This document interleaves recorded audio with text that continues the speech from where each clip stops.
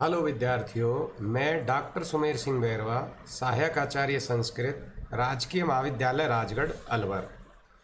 मैं आज बीए पाठ तृतीय वर्ष के जो विद्यार्थी हैं उनके लिए मैंने उनको पूर्व जो यूट्यूब चैनल है और जो वीडियो अपलोड किए हैं उनमें उनके तर्क संग्रह नामक जो ग्रंथ है जो कि आचार्य अन्नम भट्ट द्वारा जिसकी रचना की गई है उसका वर्ण विषय वस्तु मैंने आपको वहाँ पर प्रस्तुत कर दी है।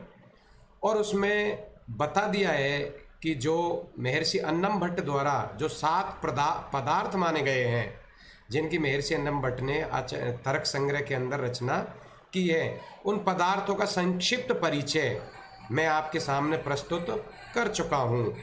और उस संक्षिप्त परिचय प्रस्तुत करने के बाद में अब इसमें व्याख्या किस प्रकार से आपके प्रश्न पत्र के अंदर आएगी उनका मैं आज आपको वर्णन करने जा रहा हूँ। तो देखिए, जो उनका जो महर्षि अन्नम भट्ट द्वारा जो 7 पदार्थ माने गए हैं उनमें जो उनका पहला पदार्थ माना गया है उसे द्रव्य प्रकरण के नाम से जाना जाता है। और द्रव्य जो है वो द्रव्य कितने प्रकार के माने गए हैं तो उनकी व्याख्या या उनका उल्लेख मैं आज आपके सामने करने जा रहा हूँ। तो देखिए, जो द्रव्य है वो द्रव्य आचार्य अन्नम भट्ट ने 9 प्रकार के माने गए हैं। उन 9 प्रकार के द्रव्यों में जैसे 9 प्रकार के पृथ्वी, जल, तेज, वायु, आकाश, काल, दिक्, आत्मा और मन, जो ये 9 प्रकार के द्रव्य माने गए हैं इनकी विस्तार पूर्वक व्याख्या अर्थात एक एक द्रव्य की व्याख्या का वर्णन उन्होंने विस्तार पूर्वक यहाँ पर किया है। अब उन्होंने जो पहला द्रव्य माना है पृथ्वी नामक द्रव्य, उस पृथ्वी नामक द्रव्य की व्याख्या मैं आपके सामने प्रकट करने जा रहा हूं। तो देखिए, पृथ्वी किसे कहते हैं? पृथ्वी से यहाँ पर तात्पर्य है कि जिसमें उसका लक्षण बताया गया है कि तत्र गंधवती पृथ्वी, अर्थात जिसमें गंधवती, जिसमें गंध समवाय संबंध से रहती हो उसे अपन पृथ्वी कहते। ये कि इसका लक्षण माना जाता है कि तत्र गंधवती पृथ्वी, जिसमें गंध समवाय संबंध से रहती हो उसे अपन पृथ्वी कहते हैं।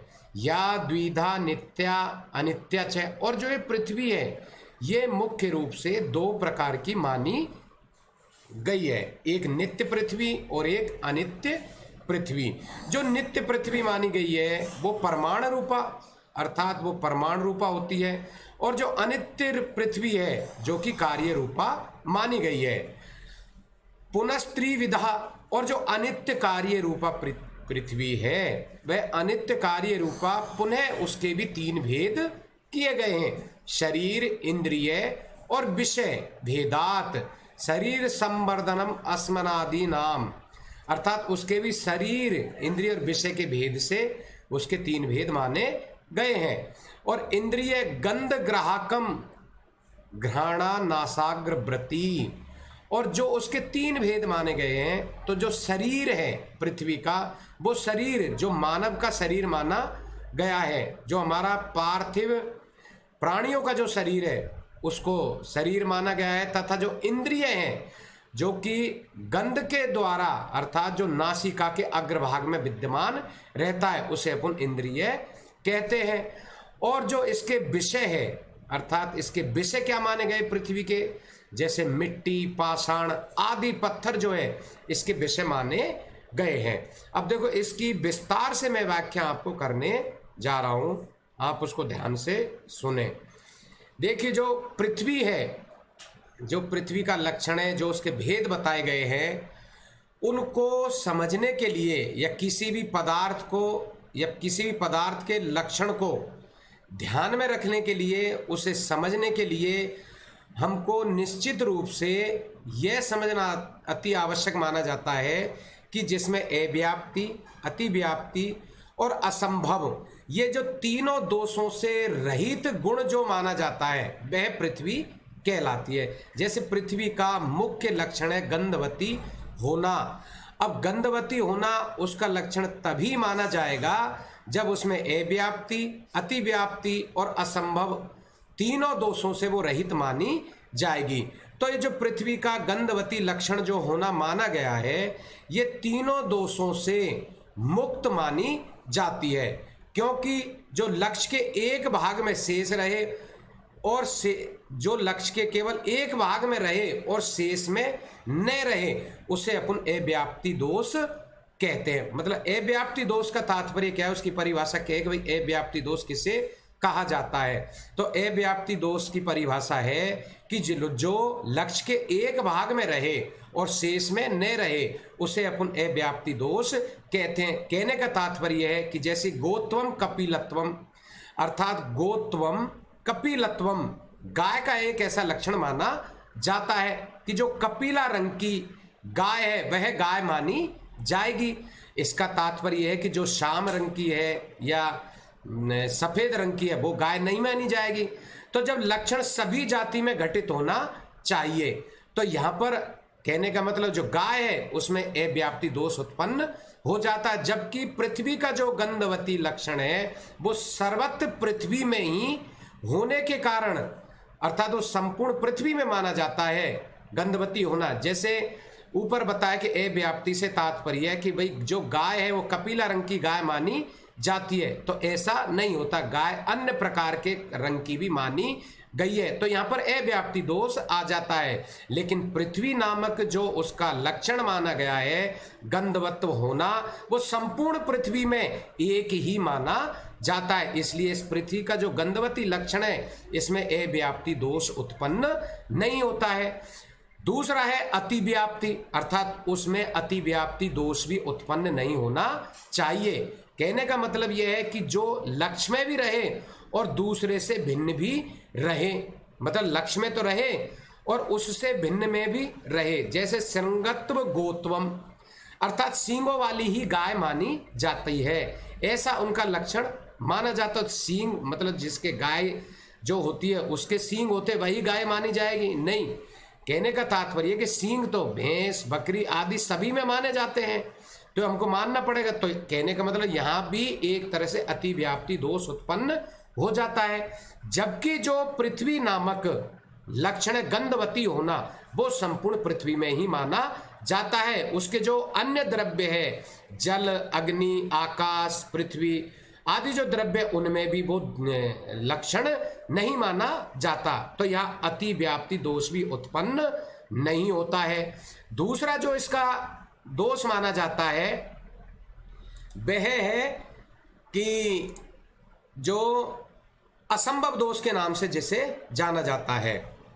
कहने का तात्पर्य है कि जो असंभव दोष किसे कहते हैं कि एक सत्वम एक सपत्वम गोत्वम, अर्थात एक खुर वाली गाय होती है, गाय का एक लक्षण है, एक खुर वाली गाय मानी जाती है। तो इसके लक्षण करने पर जो गाय का जो एक खुर है न होने के कारण, अर्थात गाय के तो 4 खुर होते हैं, तो वहां पर भी एक असंभव दोष उत्पन्न हो जाता है। लेकिन जो पृथ्वी का गंधवती लक्षण है वह संपूर्ण पृथ्वी के अंदर माना जाता है।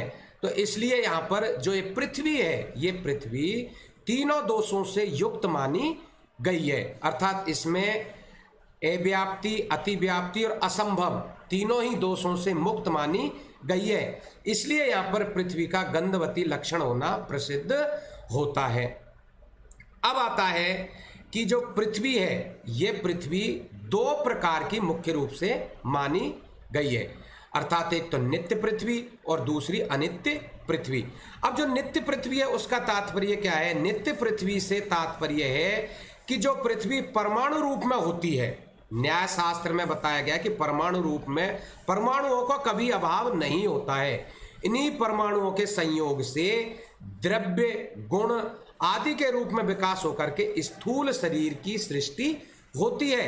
तो जिनका कभी भी परमाणुओं का अभाव नहीं होता वे परमाणु रूपा पृथ्वी कहलाती है।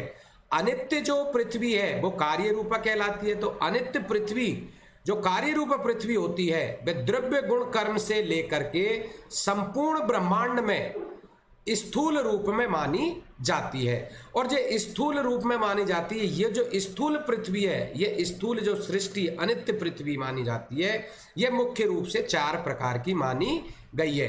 पहली जो है पृथ्वी, इसको अपन कह सकते हैं जरायुज या योनिज, जिसमें मनुष्य, पशु, कीड़े मकोड़े आदि जो जन्म लेते हैं उसे अपन प्रथम प्रकार की पृथ्वी जरायुज या योनिज के नाम से जानते हैं।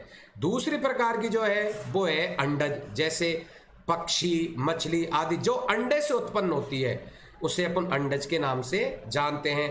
तीसरा जो पृथ्वी का भेद माना जाता है वह स्वेदज, अर्थात जो पसीने की बूंद से या गंदगी से जो कीटाणु या जो उत्पन्न जीव उत्पन्न होते हैं उसे अपन स्वेदज के नाम से जानते हैं, जैसे जू है, लीक है आदि, इनको अपन स्वेदज पृथ्वी के नाम से जानते हैं। चौथा जो इसका प्रकार माना गया है वो उद्भिज, अर्थात जो भूमि फोड़ करके जो निकलते हैं, जैसे पेड़ पौधे वृक्ष आदि, ये उद्भिज पृथ्वी के नाम से जानते हैं। तो स्थूल जो सृष्टि है, सृष्टि रूपा है, वह 4 प्रकार की मानी गई है, लेकिन मुख्य रूप से व्यवहारिक दृष्टि से इस जो पृथ्वी है, इस पृथ्वी के 3 ही भेद माने गए हैं। पहला भेद है शरीर, दूसरा है इंद्रिय और तीसरा है विषय।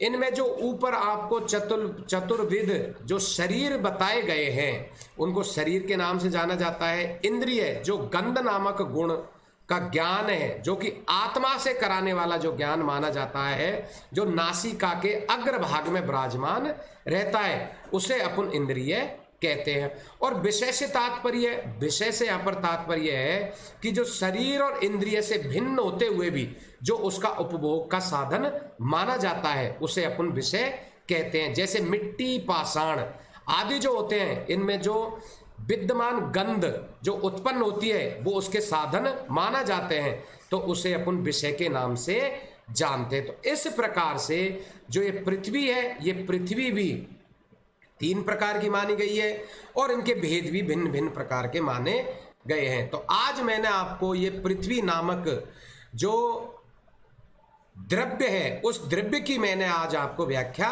बताई है।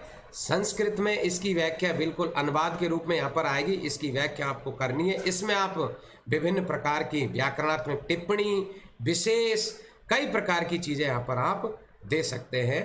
धन्यवाद।